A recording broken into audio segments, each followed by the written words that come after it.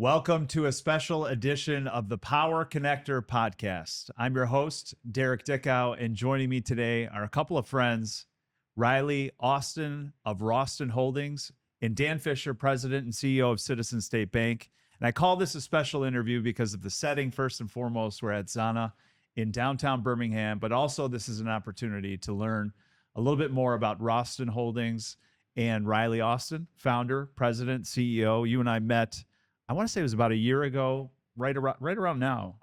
You meet a lot of people in your world and in different communities. And in the Children's Foundation, which I'm an ambassador for, Ryley and I first shook hands at their annual event in the summer.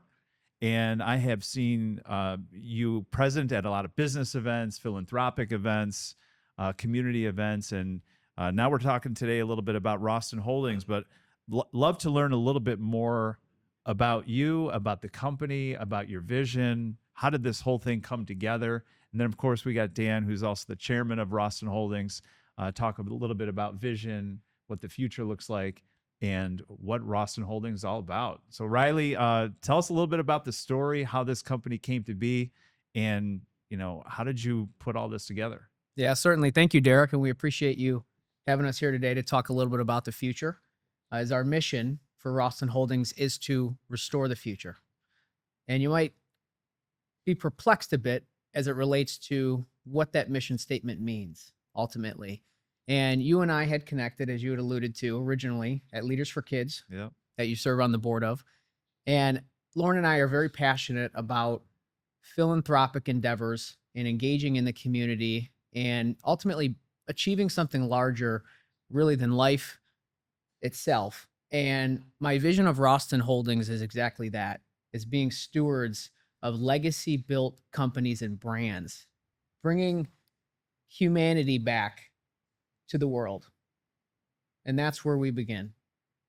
So tell us a little bit about Raustyn Holdings. It's a holding company, but you've got many other companies in mind that you are either transacting on, working on. They're a part of your pipeline for the future. When you talk about restoring, that's a big word that you use often in our conversations. What do you mean by that? Restorative services, essential services is our primary focus. So think fire and water damage. A building such as this, a residential home, if you will, disaster strikes, a pipe breaks, a fire breaks out. Sometimes loved ones are lost. It's a very emotional time for these individuals who are going through this tragedy. And the opportunity to have companies who come in and restore confidence and be able to make the memories that they have within their home able to come back to life. And when the structure is repaired and the dust settles, what ultimately makes their house a home are the belongings inside. And the companies we own and operate do exactly that. We restore the personal effects and the property within these buildings. And that really makes a difference in a lot of ways. And we build relationships through the community and through the individuals we do business with. And ultimately, from a management company, a holding company level through Raustyn Holdings, I don't personally, unfortunately, get to engage much with the direct consumer much today, but my sights are set so high. They say you aim high, you miss high, right? Mm-hmm. And truly being a steward of these brands in a large way and combining them into a formidable group where we can truly make a difference. And not just here in Michigan, not throughout the Midwest, but throughout the entire nation and beyond. And seeing the work that we do, it warms your heart because there's a mission behind it. And then you talk about plumbing, HVAC, electrical, there's synergies there. And they're all essential services, home services that help one another and accomplish the same goal, oftentimes working on the same claims and or the same projects together. Yeah, that's what inspires me by your vision. And one of the things I should say as a point of information, I'm proud to be on your board of directors and to buy into the future that you're building for others, but repairing a lot of the challenges that these folks go through. Catastrophes, you don't plan for them, and your job is to help, I want to say, not just put a Band-Aid on it, but actually put them back in a better position than where they were before. And I'd love to know, so Dan, another point of information, Dan is my golf partner. He's taught me a lot about the game. We developed a great friendship. And by the way, building communities can also be done on the golf course. And Dan has shown me how to do that and how to, most importantly, how to have fun with golf. But Dan and I became friendly with each other. I want to say about 5 years now. Yeah, about that. 5 years. Mhm. Last couple of years really took off. Our friendship and opportunities to do business with each other is a great benefit. When you have a personal friendship first, and you can spark some business opportunities. But Dan, how did you and Ryley come to meet, and when did he tap you on the shoulder and say, I need more than mentorship, or I need more than advice? I also need relationship building and what you bring to the table as a president of a bank, at one of the fastest growing bank in the state of Michigan. Yeah, no, it's actually a great story, and appreciate you, Derek. So I met Ryley probably a year or so ago, and we were talking about some financing for his company. Actually met him through one of my lenders, Joe Michael, who's been around since the beginning of time. Uncle He's Joe. an amazing guy, been lending, commercial lending business for almost 60 years. But we were introduced, and did some financing for Ryley, and I got an opportunity to meet him personally and get to know him a little bit about what he was pursuing from a business perspective. And it's a great story. The way he acquired his first company, he spent several years in the industry, learning the business, and developing a vision and a strategy. And for me, I've been doing this for 40 years, and I've made a lot of loans to lots of different types of people and different companies, large and small. And for me, one of the most fun part about my job is, meeting dynamic individuals that just are just so impressive. So when I met Ryley, I was super impressed with him, his passion, his vision. He's meticulous about his discipline around business. Very impressive performance of his first company that he's owned, Fairlane Furniture. And so we got to know each other a little bit, and had lunch, and became friendly. And then he asked me to join the board. And I'm just so excited about his vision for the company, and really the understanding around the restoration business, which I am still learning that industry. But there's a lot of mom and pop companies out there that are generational, and they've been successful in helping people, whether it's a flood or a fire or whatever it may be, disaster, as Ryley mentioned. And they've grown their companies over many, many years, and they're great at what they do, but maybe they don't have the sophistication or the business acumen to take it to the next level. And in this economic environment, costs are high, and whether it's employee costs, insurance costs, infrastructure, real estate, all of those types of things are just really putting a lot of pressure on small businesses. And so Raustyn Holdings is an opportunity to put some of those fabulous companies together into a larger entity that potentially could really provide better products and services at a larger scale. And Ryley's vision and his discipline, his energy, his work ethic are all things that attracted me to him, and some of the other folks that we have on our board. We have an amazing board of directors. And so I'm just excited, kind of as a side hustle here, to be involved in this company and to hopefully provide some leadership, being the gray-haired guy in the group, and some, back end business experience, certainly on the lending side, on the financial management side, and just a great opportunity to work together with Ryley and yourself and some of our other board members, and an amazing team of employees that we have, a lot of talent, and this company is really gonna, I think, do great things. You talk about the mom and pop shops. They're a small business. They're the backbone of America. They put their blood, sweat, and tears into their company, maybe 20, 30 years in the business. They may not have a child that's interested in taking Sure. that legacy or moving it forward to their next generation. And we often hear that, when you're in small business, you're on an island. You're really kind of on your own. Late nights, thinking about the next deal or thinking about how to make payroll. And for a lot of those challenges, you're presenting with Raustyn Holdings an opportunity for people to Level Up, and what else? Well, I'll make a point and then let Riley answer the question. What's vitally important is a lot of these small business owners have built this company, their reputation, the service, the community, over many, many years. And when they get, later on in their, life cycle, so to speak, they struggle a little bit with what's next, especially if there's not someone in their family who wants to take over the company.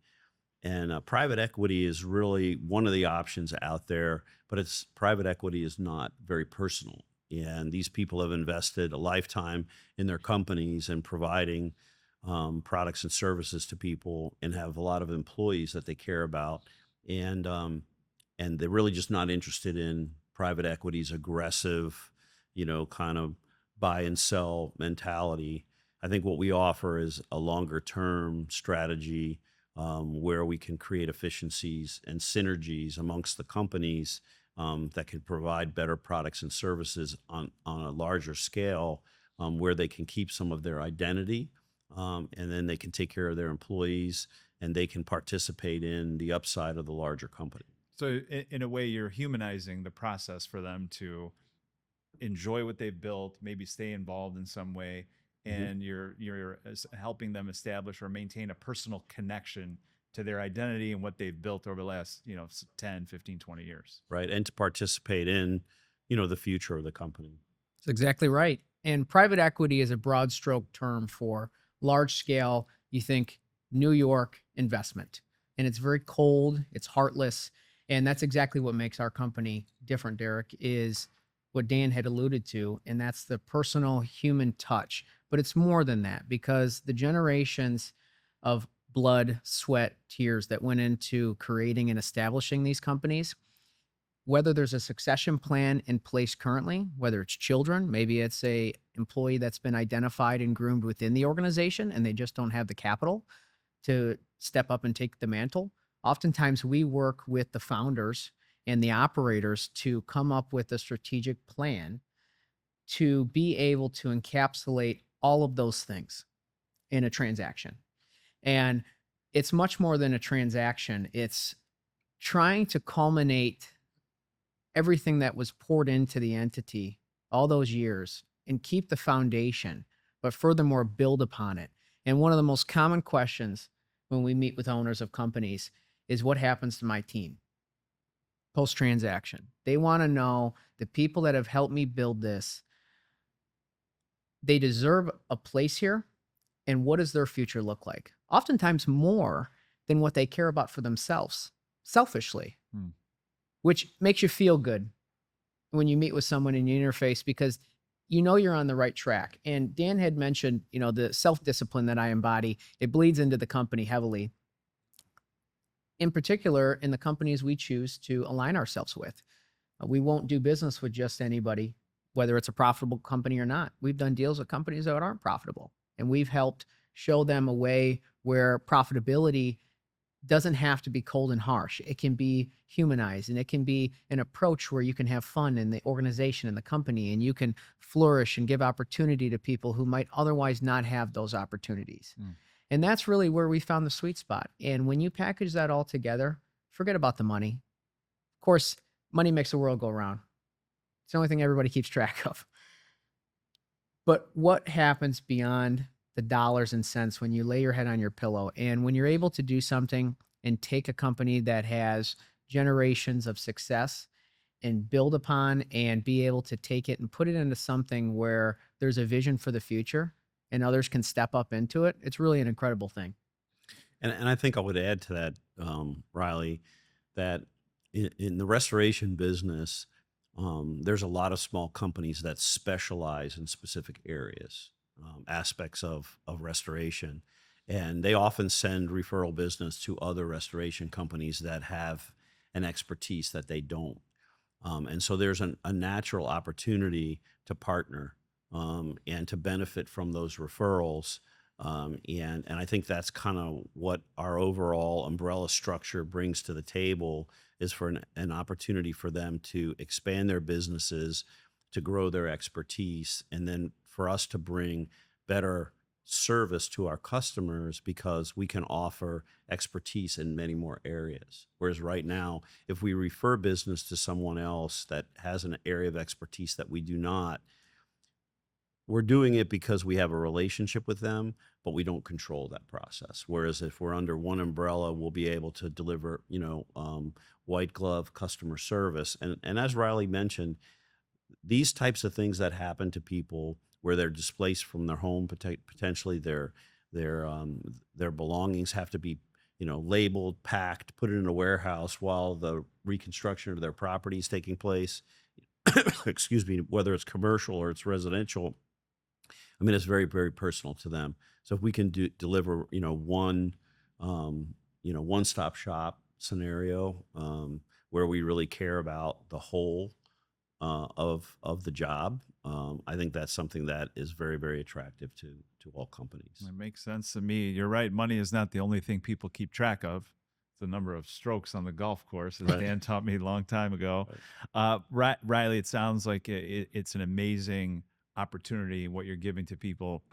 From my vantage point, and you're the expert in this space, I'm just a relationship developer, but you're really helping people patch their lives together, not just the small business owner helping their consumer, but that you're also elevating the small business owner, which is a gift in and of itself. How did you come up with the idea for Raustyn Holdings?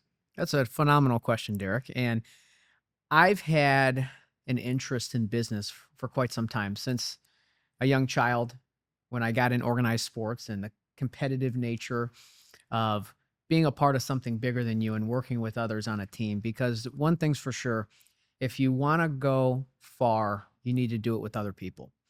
And over the years, I've always been fascinated, not dissimilar to yourself, with learning and being curious and asking questions. And through that, I come from very humble beginnings. And it's not the overall success that makes you as a human, I believe. It's what you ultimately do with that and how you share and give back. And I heard a quote just the other day, and it is something that I have embraced and ultimately live by before I heard the quote.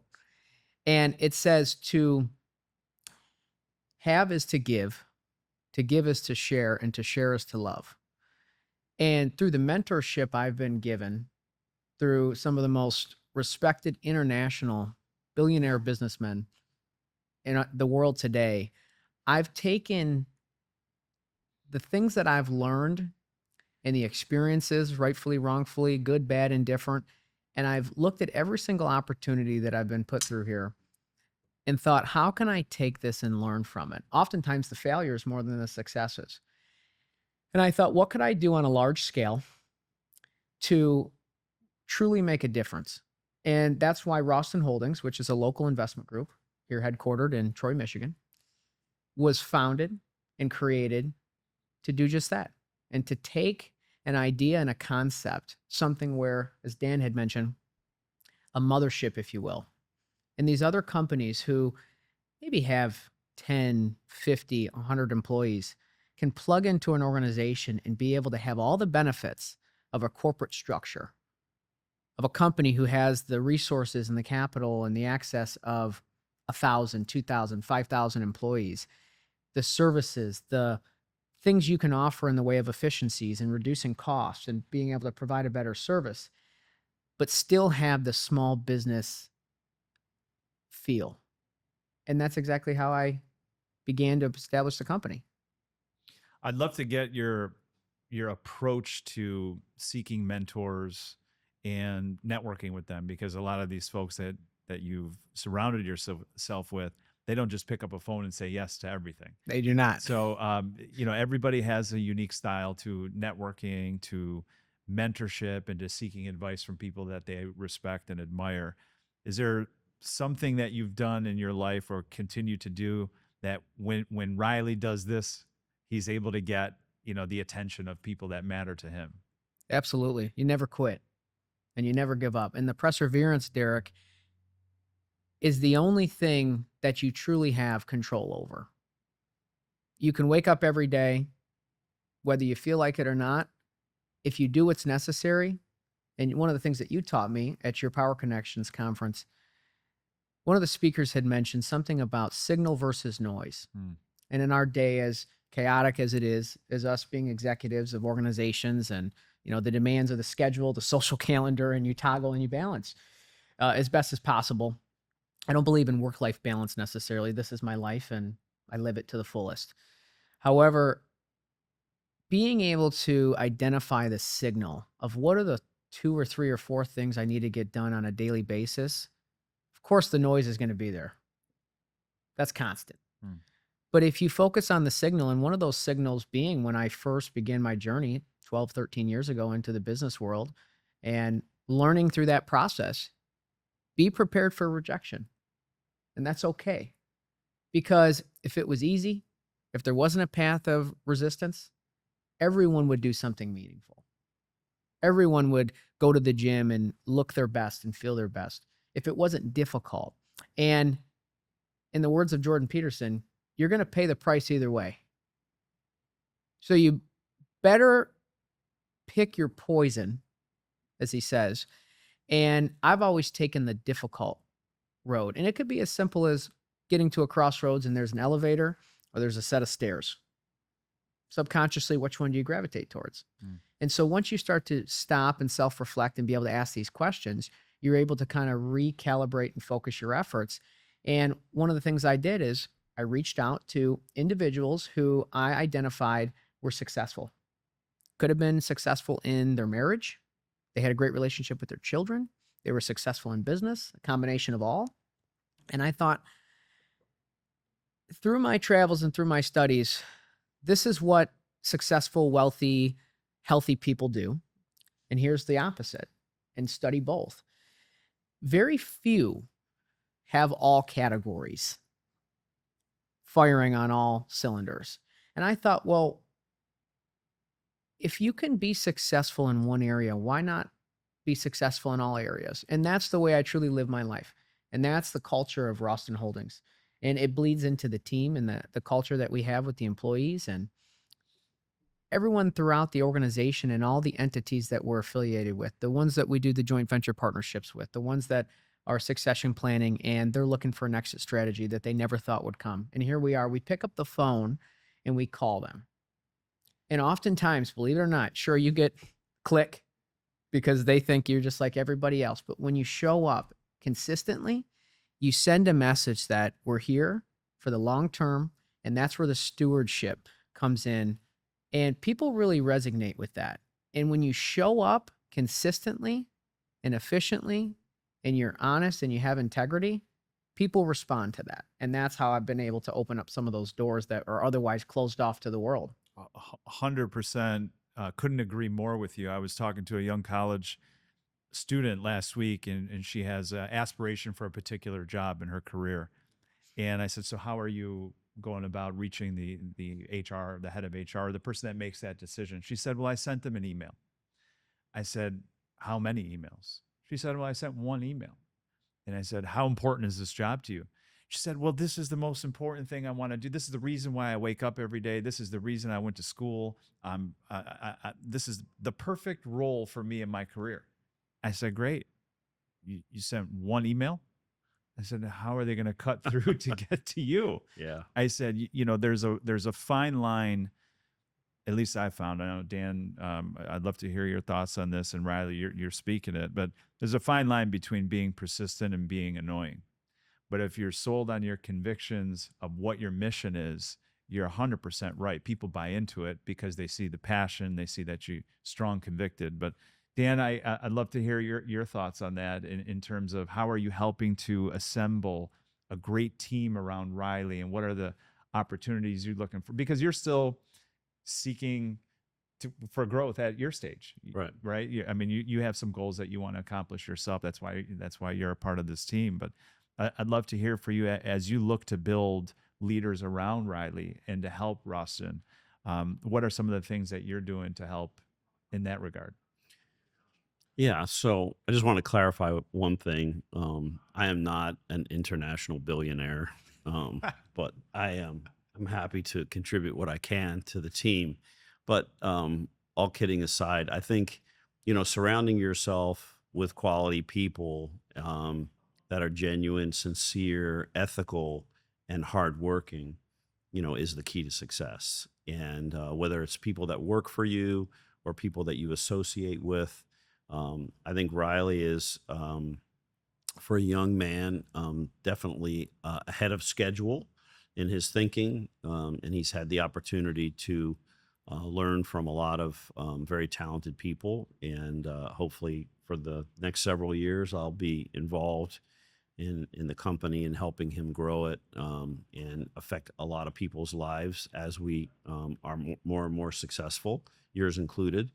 Um, but I think it's putting in the time that is super important, and I think that a lot of people try to skip that step where they really don't engage fully with their board, with their employees, with the people that they're talking to about potentially joining the company, whether it's selling their company, becoming part of a larger company. It takes time. And I think a lot of the folks that we talk to and are talking to about joining our team, they've put their lives into their business and they're skeptical. And it's a big step for them. It's a very, very large step for them. And so it takes time to help them get there on their own schedule. And then there's a lot of people that are going to be involved in these various different companies that are going to, maintain their independence to a certain extent.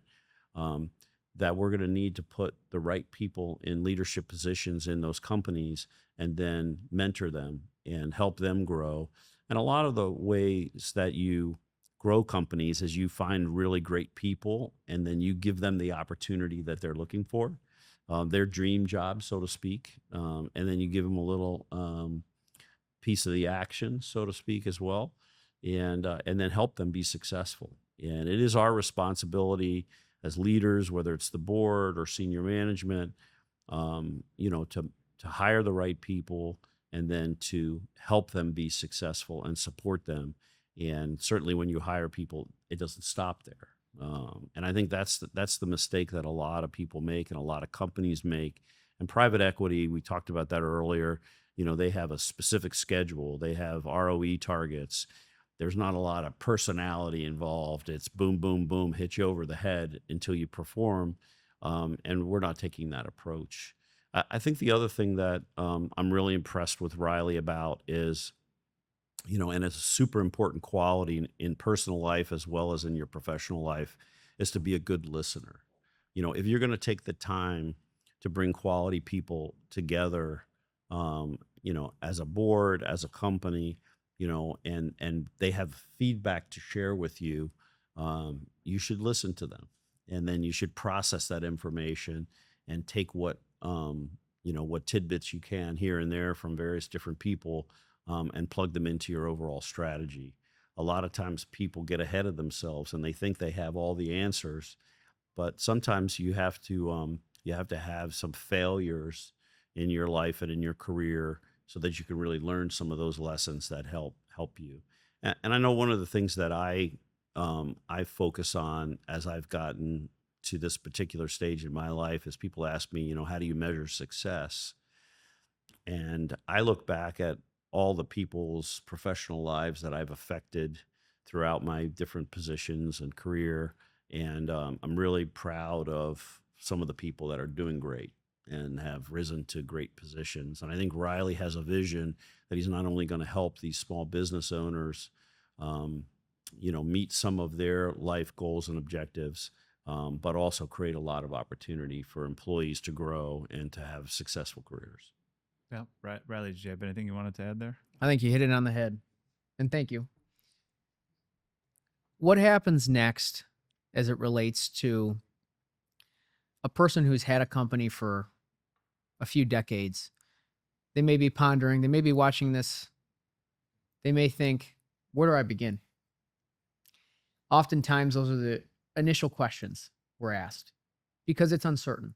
The future to most people is uncertain, especially when you've woken up every single day of your life and you have taken action in a way and made a positive impact in the community, in the employees' lives, in your customers' lives. And it could be daunting. And what I would urge to say is it begins with the conversation and moving in the right direction. Of course, it takes time. Anything worthwhile does. We all agree on that. What happens next is the conversation begins and you move closer and closer because it's a ticking time clock, inevitably, that you can't just stay stagnant. Something has to happen in the way of a transaction, a succession, and a lot of the business owners that we meet with and talk to, you wouldn't believe it. From the very beginning, they're almost somewhat resistant when you first reach them. Even if you do connect with them, even if you do get a response via email, through our sales and marketing efforts and so on. But once you actually meet with them, you would be surprised how many of them say, I can't believe you reached out. I'm almost apologetic in the sense that I was almost cold at the beginning, because in the world of sales and marketing, people are getting called left, right, and center. Mm-hmm. I mean, we all are. And the desire for them to be connected with on this level is so important. And it just is a really great thing to know that once you break through that barrier and you have that person-to-person connection, that you're truly invoking a change and an impact. And there's a lot of people out there who are waiting for an opportunity like this. And that's what we're here to provide. So move through the noise, follow the signal, and have a conversation.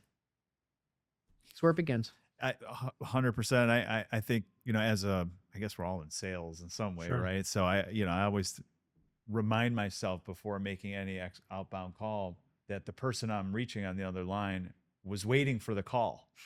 And you almost have to go into the conversation, not trying to advance your agenda, but listening, understanding what they're focused on.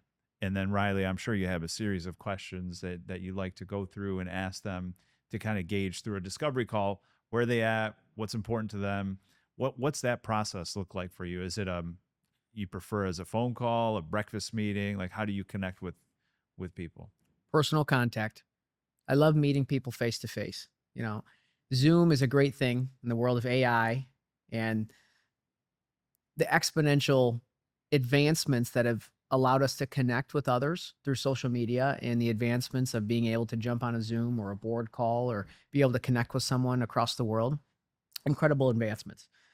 But nothing beats the personal face-to-face human connection, interaction. So having the opportunity to get to understand someone, you see, doing deals for businesses on the surface may seem very business oriented. It's almost 100% always personal.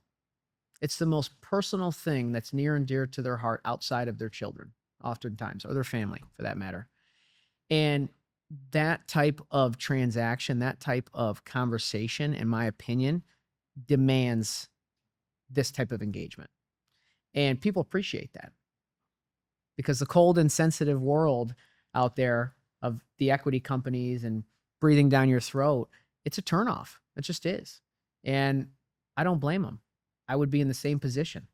And when you have those conversations and you really align yourself with someone who shares the same vision of the future in a different way, the most successful ventures that we've had are where we sit down and meet with the founders or the owners, and we take what they've built, the foundation, what they do great, and we highlight those things. And then we come in and we provide value on things that we can improve upon. And we can suggest and we can ask questions because, as Dan had mentioned too, we're taking companies who focus on different areas of expertise. And it's a word called cross-pollination. And what that means is cross-pollinating an idea that happens in an industry or a sector here that maybe has no bearing on the way that this industry or this company does business. And because you have this information and you can share as a group and you can collaborate, what ends up happening is there's access to different functions, different systems, different ways of doing business. And if you're patient and you ask questions and you understand the process, that's the true tell of communication. Whether it's with your spouse or your family or your children, your business partners. If you communicate well, oftentimes you're going to find you're going to be successful because the three of us, if we sit and we round table or with a group of people, whether it's large scale or small, everybody has something of value to provide, Mm. all the way down to the janitor. And that's one of the things that if you embrace that and you seek to understand versus trying to puff your chest and trying to display how smart you are in any given topic, if you seek to understand what someone else can provide value to you, that's where the joint venture partnership comes together. And there's a way to carry forward into the future and have a very successful venture for everyone involved. And I think I would add to that is when you get to have the personal conversation with the person or the team of people, the family, whatever it may be, I think one of the things that we bring to the table is a lot of credibility. So Riley's, he's a young entrepreneur who's been extremely successful, but he started out in the restoration business on the street. I mean, in sales, learning the business.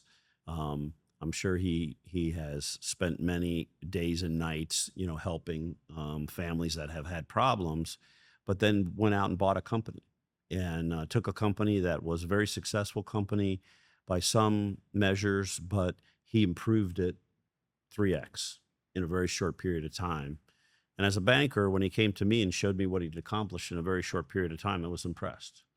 But also, he has been able to assemble a board of directors that all are very, very successful people in their own right. They have either successful companies, they work for top either law firms or accounting firms, and we have all come together in this venture because we're excited about it. We want to work together, but we're not getting paid to do it. And we're building something here for the future that eventually will have some returns down the road. But to be able to have that level of talent, come to the table to these companies that we're looking at and see, that people that have been very, very successful in their careers are committing their time to help them and to help build this organization.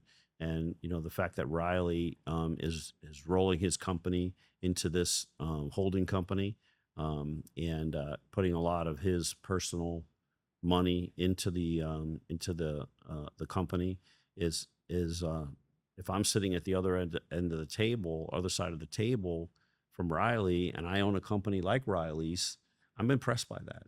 And I think there's a lot of credibility that comes along with it. Whereas, again, our friends in the private equity world, there's some young guy with an MBA coming down from New York, and he's talking multiples, and he's talking this, and he's talking that, and how the deal's going to be structured, and the business owner is really not listening,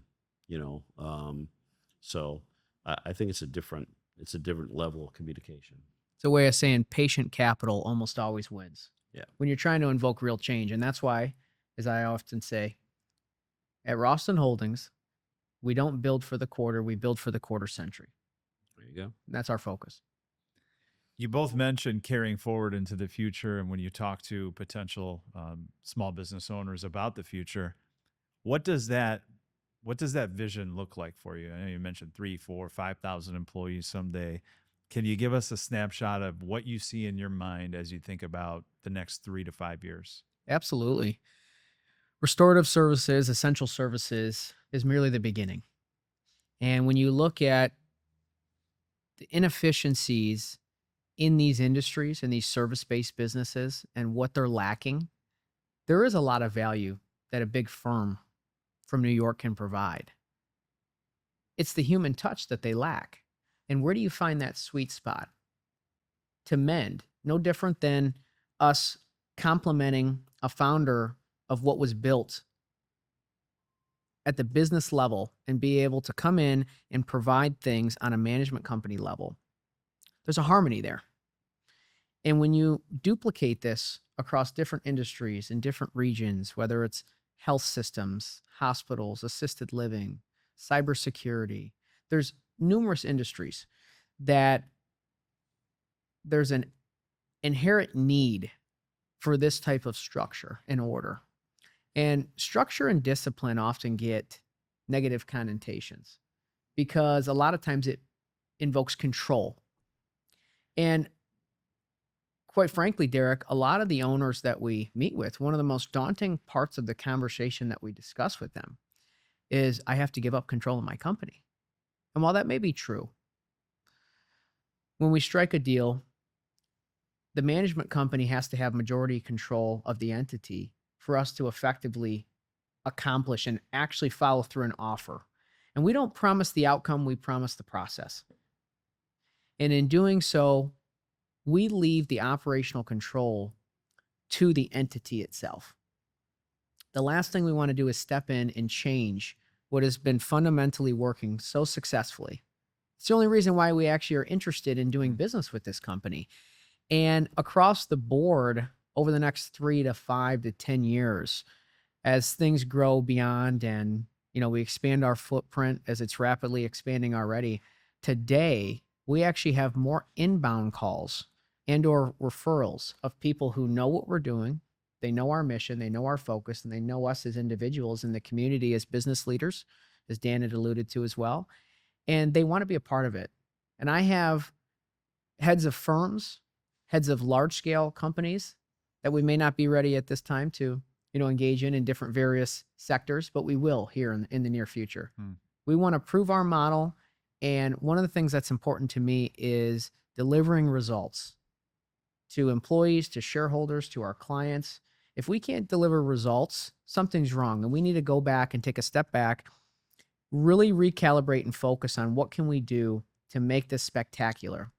Almost like an archetype of what should this look like.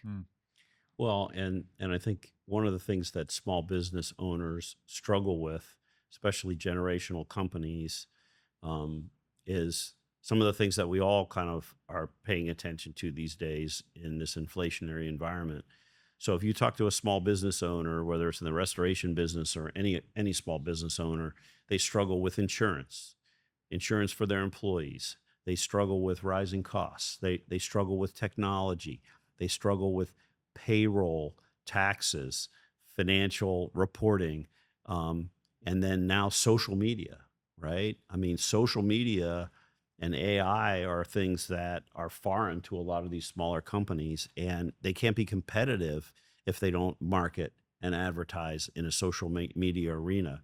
So what we bring to the table is we allow them to maintain their autonomy and the personality and the reputation of their company that they've developed over many, many years. But we bring the efficiency of financial reporting, support for insurance. A larger company can deliver better benefits for the employees at a lower cost. We bring, the technology so that we can create a situation where they have access to systems that make them more efficient and have more information and can provide better service to customers. And then we provide the social media marketing and advertising to help them grow their business, as well as all the referrals that we bring from our network of companies. So I think it's the best of both worlds. But of course, as a banker, I think about the fundamentals of how do you make your company more profitable, and then the ability to borrow money if you need to. A lot of these companies don't have the ability or access to capital because they don't have the cash flow. They don't have the profitability in order to go to a financial institution and borrow money. Whereas at a larger scale and a larger company, we bring capital to the table as well. So there's all those things that if we have the opportunity to sit down with a business owner and kind of show them how we can make their business even better without it losing its individuality, it's a home run for everyone. It's exactly right. It's a quality of life improvement vastly. At the company level, the employees feel it. There's no culture shock. It's business as usual, but with enhancements. And that's the light touch approach as far as a management style that we have adopted and that we emulate. And it's been very, very successful. And we continue to prove the model as we go down this road. And going back to the 3 to 5 year question, where does that take us? It takes us in different sectors and in different industries where we can duplicate it across the board and invoke real change. Dan, how does the economy affect positioning for some of these small business owners? Does that have anything to do with their decision to exit, or is it more, Ryley, is it a timing thing? Well, I think things have changed quite a bit in the last 5-6 years or so. COVID obviously changed a lot of things from a dynamic perspective. But if you're in a traditional career, You might have a 401k. You might have equity in your house. You might have savings. You might have a brokerage account. A lot of these small business owners, over the lifetime of their company and building their company, have put most of their money back into their company, into growing their company, helping to sustain their company. They may have had family members that are working in the company that they're helping provide a living for, and they very rarely have really thought about what happens when they want to retire or when they want to stop working, right? And then they get to that specific point, and they may or may not have enough money in this economy, because years ago people had pensions, they had their houses were paid off, so on and so forth. Things weren't as costly. If you want to stay in a high cost area as a retired person, it's difficult. Social Security is just not going to get it done. So I think all of those things affect a lot of these business owners. And the reality of it is as they're working and maybe for 30, 40 years in their business, they never really gave it enough thought. They didn't do enough planning. And so we're creating a solution for them, an exit strategy for them. Again, where they may have family members in the company that want to stay on and continue to help run the company. But the economy is tough. Small business owners are at a huge disadvantage, and consolidation is the reality of almost all industries. And it's no different than community banking, in the sense that community bankings, a lot of times banks are being acquired. The banks that do it successfully are typically the ones that create a holding company, and they allow the community banks that they buy in those communities to maintain their individual identity, and they keep those people who are part of the community in leadership positions, versus trying to change everything and run it from kind of one mothership. So I've seen this strategy work, but it really is all about the people, and it is really all about the message and the structure. And we're in no hurry. We are absolutely focusing on quality and building a quality organization and building a long-term reputation where we deliver a great environment for our customers and a great environment for our employees. And we're not gonna, cut corners. We're gonna do it the right way, or we're not gonna do it at all. Well, it sounds like you are just getting started, guys. Yeah. I am more than excited now than I was before this conversation about being a part of the board and helping to execute on this vision and strategy, and most importantly, to help people along the way. That's what it motivates me, and so it's encouraging to hear that come out of both of you. Ryley, one of the questions I love to ask people, especially people that I respect, is there might be somebody younger than you watching this or listening in on this conversation, and they got an idea, or they want to put something together, and they're like, I want to build a holding company someday like Raustyn. You started from nothing. Any words of advice to the 22-year-old, staring at the ceiling, thinking about how do they make it in America? Not too long ago, I was that 22-year-old staring at the ceiling, wondering, how do I make it in America, Derek? So it's probably a great time to ask that question. And it goes back to what I had mentioned of following your dream, which is cliche. But I'll explain deeper what I really mean by that is you have to have a passion for something. Be the best at what you do. Pick an industry, pick a profession, pick something and commit to it 100%. Whether you feel like it or not, you wake up, you go to work. I wake up, I put the jacket on. Well, I don't have children. As Lauren and I look to raise children, one of the things that's important, no matter the levels of success that we achieve, I want to ensure that our children watch us as parents and as leaders in the family household dynamic and the community, and that they appreciate and embody that through their upbringing. And it doesn't take money to make money. It's a false premise. It takes courage to make money. It takes courage to pick up the phone and call the person who you might deem as inaccessible. Well, they are inaccessible. And that's why most people by default don't pick up the phone and call them. And believe it or not, if you're persistent enough to get through the gatekeeper and so on and so forth, or connect with the right person, what is it you say?